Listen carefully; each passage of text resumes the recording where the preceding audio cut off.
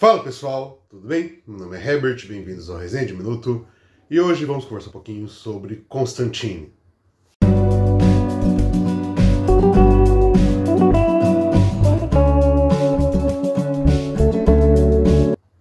Bom pessoal, nesse final de semana eu estava ali zapeando pelo catálogo dos streamings e ali no HBO Max eu acabei me deparando com Constantine, filme de 2005 estrelado pelo Keanu Reeves e adaptação do clássico personagem da DC.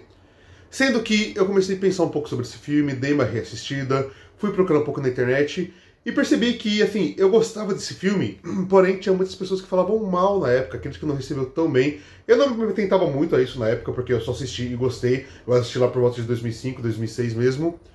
E agora, recentemente, dando essa reprocurada, eu vi que o filme é meio que um culto hoje em dia, Ele é muito mais bem recebido do que era na época. Sendo que se as avaliações da crítica não foram tão boas na época, hoje em dia, por exemplo, se olhar no site como o IMDb, que vai compilar nota do público, com mais de 300 mil avaliações, a média dele é 7. No Rotten Tomatoes, a média do público é 72%, com mais de 200 mil avaliações.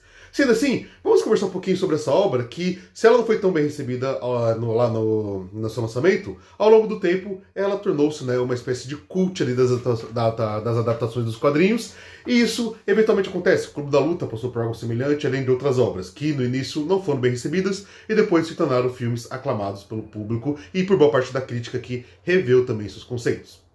Mas antes de adentrar nisso, eu peço para vocês se inscreverem no canal, caso não sejam inscritos ou inscritas. Deixem um like no vídeo, porque isso fortalece o trabalho, eu agradeço demais. Bem como dê uma olhadinha nos links da descrição para me seguir no Instagram e conhecer meus livros, porque eu sou escritor e tem tudo lá na Amazon.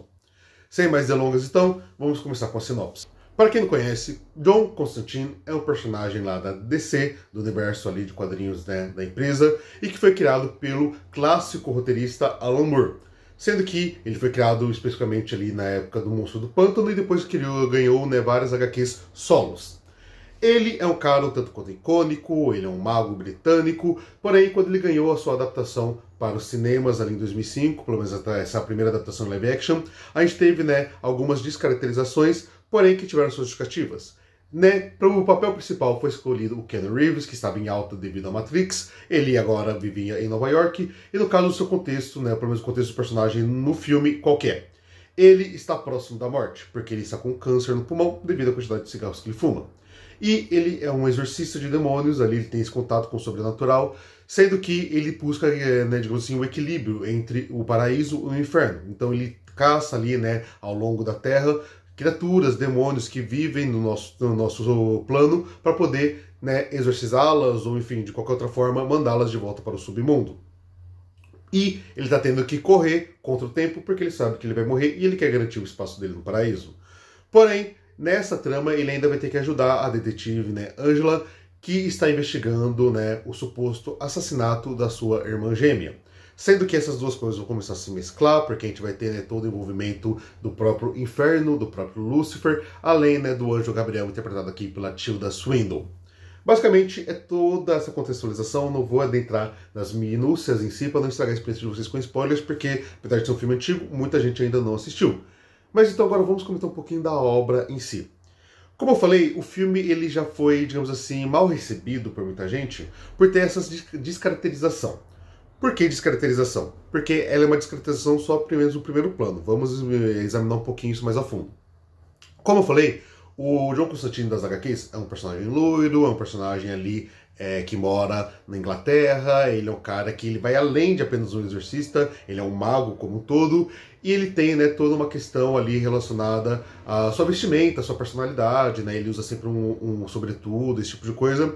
E no caso aqui da adaptação, a gente teve, como eu falei, um aproveitamento do Keanu Reeves, que era um ator muito em alta devido à Matrix, então acharam que isso ia impulsionar o filme, acabou tendo um efeito contrário para muita parte do público, que falou, nossa, mas o Keanu Reeves não é loiro, algo do tipo, como se isso fosse definir realmente a qualidade do filme ou não. Mas naquela época, adaptações de quadrinhos ainda estavam dando seus primeiros passos, a gente tinha tido Homem-Aranha, que foi muito bem recebido, tinha tido o filme Demolidor, que esse sim é bem ruizinho, tava tendo filmes do Batman ali do Nolan, tem filmes do Batman do passado, que aí Batman já tem uma história mais longa no cinema, mas enfim, ainda não é o universo cinematográfico de quadrinhos que a gente tem hoje em dia. Então, muita gente torceu o nariz por causa dessas coisas bestas. Mas outras coisas que eles tentaram abordar, como o fato do John Constantine do filme não ser necessariamente um mago como um todo, faz sentido em questão de roteiro. Porque a gente tem aqui um filme de 2 horas, então você explorar todas essas facetas do John Constantine seria injusto exigir que isso fosse feito. Já que nas HQs a gente tem várias histórias que vão explorando as mais diversas facetas, diversos poderes, enfim, que o Constantine tem. Já no filme, nesse tempo de tela menor, a gente tem que focar em alguma coisa. Então a escolha dos roteiristas em pegar especificamente essa parte de exorcizar fez sentido. Eles têm, né, uma base ali que eles vão fazer a adaptação, que é o HQ, que é Maus Hábitos, se não me engano, o Hellblazer Maus Hábitos, mas eles vão fazendo, né, como o próprio nome diz, adaptação, vão colocando o que eles acham melhor, tirando ali, colocando outras situações, porque isso que define uma boa adaptação, não é ser fiel 100%, mas entender que são mídias diferentes e o que pode ser aproveitado ou não, sendo fiel ao material original, mas ainda assim conseguindo entregar algo original. E isso o Constantine faz muito bem, porque se a personalidade dele não é exatamente igual à personalidade das HQs, aqui o Keanu Reeves entrega um personagem que consegue ter aquele ar canastrão, mas ainda assim muito simpático. Você rapidamente é conquistado por esse personagem. Você sabe da história dele ali, que ele tá precisando morrer, qual que é a missão dele, e ele tem esse ar canastrão de não levar as coisas muito a sério, porque, afinal das contas, ele conhece sobre todo o plano ali, né, sobrenatural, muito mais do que qualquer outra pessoa. Então, é muito interessante ver isso. Além disso, muita gente torceu o nariz por causa da Tilda Swinton. A personagem dela, né, o Anjo Gabriel, muita gente começou a reclamar pelo fato de ser uma mulher interpretando o Anjo Gabriel, como se as questões de definição de sexo, algo do tipo, se encaixassem nos anjos. Isso depende muito, né, da religião que você tá, do que você acredita, ou algo do tipo. E aqui a gente tem liberdade criativa. Então, gente, pelo amor de Deus, vamos concentrar no que foi entregue. E no caso, né, a interpretação da Tilda foi excelente, não tenho o que dizer. Além de outros personagens, a personagem da Angela tá muito bem, o Lucifer aqui tá muito bem, e toda a caracterização, a direção de arte do filme, ela é muito boa. É claro que o filme tem um ar pesado ali no CGI, porque no início dos anos 2000 isso era de praxe, então apesar dos exageros, o CGI é bom, e como eu falei, todo o design ali, né, a arma com a aguamenta, os crucifixos, todo o design do inferno, etc., é muito bem feito, é muito inventivo e que consegue trazer, né, aquele tom ali das HQs, aquele tom fantasioso, não precisa ter tudo super realista.